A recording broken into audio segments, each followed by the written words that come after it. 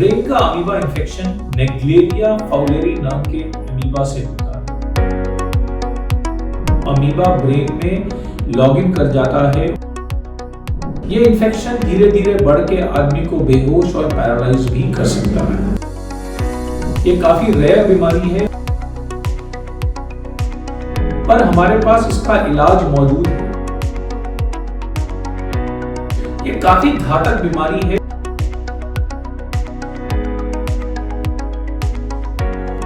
ये इंसान से इंसान को नहीं फैलता। क्या आप तालाब, झील, नदी, झरने में नहाते हैं? क्या आप ऐसे स्विमिंग पूल में नहाते हैं जिसमें अमीबा के होने के चांसेस हो सकते हैं?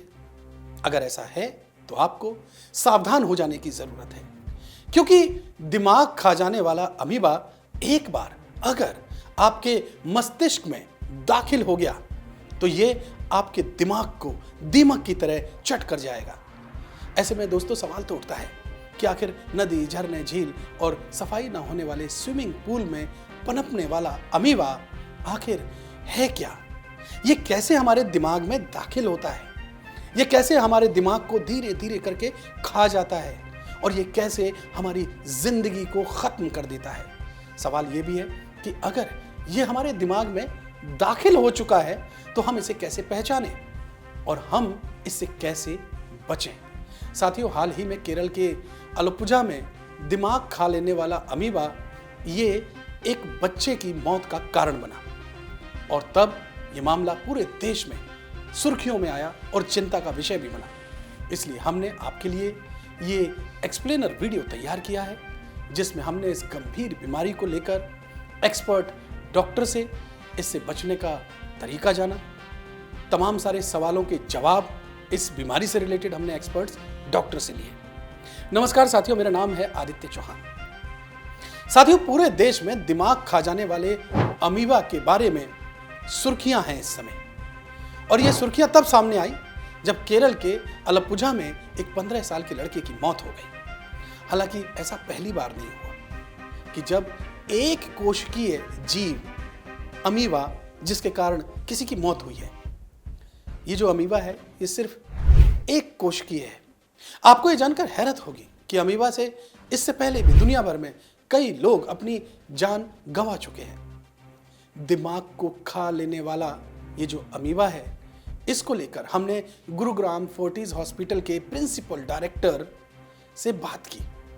उन्होंने हमें बताया कि आखिर ये अमीबा है क्या। आप भी इसे बड़े ध्यान से सुनिए, समझिए कि ये अमीबा होता क्या है जो हमारे दिमाग को खा जाता है।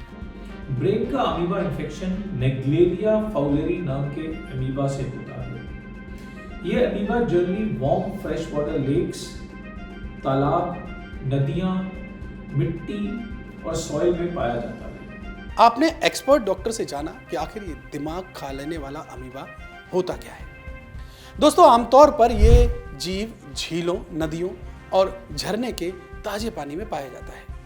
कई बार जिन स्विमिंग पूल की लंबे समय तक सफाई नहीं होती, ये वहां भी पनपने लगता है। अमीबा नेग्लेरिया प्रजाति का है, जिसकी केवल एक प्रजाति नेग्लेरिया फाउलेरी ही लोगों को संक्रमित करती है।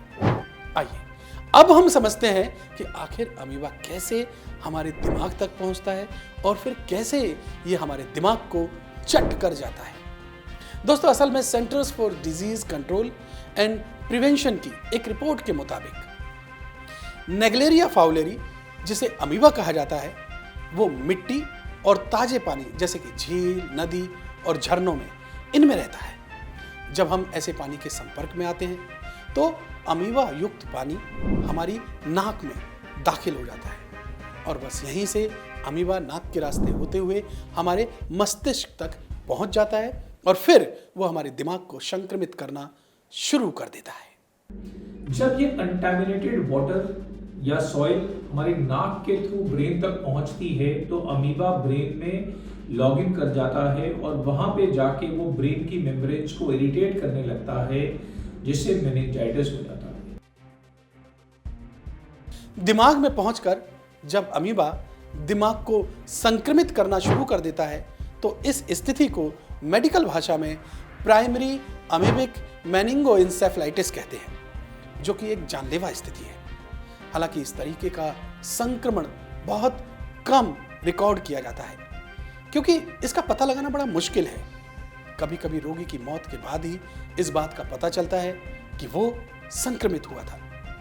शहरों में बसी अलग अलग सोसाइटीज में आजकल स्विमिंग पूल का होना बड़ी आम बात है, इसलिए लोगों के जहन में ये सवाल उठना बड़ी कॉमन सी बात है कि स्विमिंग पूल से नेग्लेरिया फाउलेरी संक्रमण कैसे हो जाता है। साथियों, अगर स्विमिंग पूल की रोजाना सफाई होती है, साफ होने के साथ साथ अगर वो कीटाणु रहित है, तो स्विमिंग पूल से नेग्लेरिया फाउलेरी संक्रमण बिल्कुल नहीं होगा, आप सेफ रहेंगे। इसके संक्रमण होने का डर तब ज्यादा बढ़ जाता है जब स्विमिंग पूल की सफाई नहीं रखी जाती, उसमें पर्याप्त मात्रा में क्लोरीन नहीं डाला जाता। अच्छी बात यह है कि यह बीमारी एक व्यक्ति से दूसरे व्यक्ति में नहीं फैल सकती। हालांकि अगर कोई इस बीमारी से संक्रमित हो जाता है तो उसका पता लगाया जा सकता है। इसके लिए कुछ विशेष टेस्ट हैं जो हमें एक्सपर्ट डॉक्टर ने बताए। इसका डायग्नोसिस काफी मुश्किल होता है, पर ब्रेन का एमआरआई और रीढ़ की हड्डी में से जो सुराख होते हैं वहां से लिया हुआ पानी, जिसे हम सेरिब्रोस्पाइनल फ्लूइड बोलते हैं, उससे अमीबिक ब्रेन इन्फेस्टेशन का डायग्नोसिस कंफर्म हो सकता है। ये काफी रेयर बीमारी है और इसको डायग्नोस करने के लिए हाई इंडेक्स ऑफ सस्पिशन चाहिए होता है। डॉक्टर प्रवीण गुप्ता ने हमें यह भी बताया कि जब रोगी के मस्तिष्क में ये अमीबा दाखिल हो जाता है तो रोगी के अंदर कुछ संकेत दिखना शुरू हो जाते हैं, जिससे इस रोग की पहचान आसानी से हो सकती है। इसके खास सिम्टम्स हैं बुखार, सर में दर्द, उल्टी, हेलुसिनेशन, विजन की परेशानी, स्मेल की परेशानी। ये इन्फेक्शन धीरे धीरे बढ़ के आदमी को बेहोश और पैरालाइज भी कर सकता है। दिमाग खा जाने वाले अमीबा का इलाज है, रोगी को बचाया जा सकता है। डॉक्टर प्रवीण गुप्ता ने हमें इसके ट्रीटमेंट के बारे में भी पूरी जानकारी दी। हमारे पास इसका इलाज मौजूद है। एम्फोटेरिसिन बी नाम की एंटी फंगल और एंटीबायोटिक्स को मिला के इसका इलाज किया जाता है। साथ में ब्रेन का प्रेशर कम करने की, दौरे रोकने की दवाइयों का इस्तेमाल भी करना हो सकता है। ये काफी घातक बीमारी है और इसका प्रोग्नोसिस इलाज के बावजूद भी खराब होता है, पर समय से डायग्नोस करके अगर हम दवाई चालू कर पाए तो उस प्रोग्नोसिस को बेहतर कर सकते हैं। यह इंसान से इंसान को नहीं फैलता। साथियों, दिमाग खा जाने वाले अमीबा का इलाज है, लेकिन बेहतर यह है कि आप खुद सावधानियां बरतें, इस बीमारी से खुद को बचाएं। हम अपना बचाव कैसे कर सकते हैं यह भी समझिए। सबसे पहले लोगों को इस बात के लिए सचेत रहना चाहिए कि इस संक्रमण का खतरा हमेशा रहता है। गर्मी और बरसात के महीनों में इसकी संभावना थोड़ा ज्यादा बढ़ जाती है। ऐसे में तैरते समय आप हमेशा ध्यान रखें कि नदी और झरनों का पानी आपकी नाक में न जाए। और दूसरी बड़ी बात, गर्मी और बरसात में नदी, झरनों और झील में गोता लगाने से आपको बचना चाहिए। तीसरी अहम बात, झरनों से अपना सिर भिगाने से आप बचाएं। इसके रास्ते नाक तक पानी जा सकता है।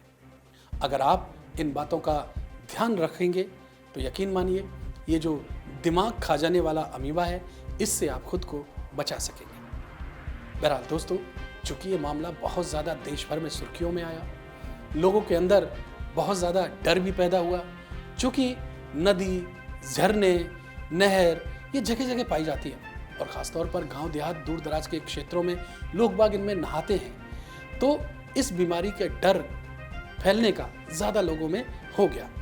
लेकिन हम ये उम्मीद करते हैं कि ये जो जानकारी है ये आपके लिए बड़े कायदे और फ़ायदे की साबित होगी। इस जानकारी को आप ज़्यादा से ज़्यादा शेयर कीजिए ताकि बाकी लोग भी इस बीमारी को लेकर के अवेयर हो सके, उन्हें इसका फ़ायदा मिल सके।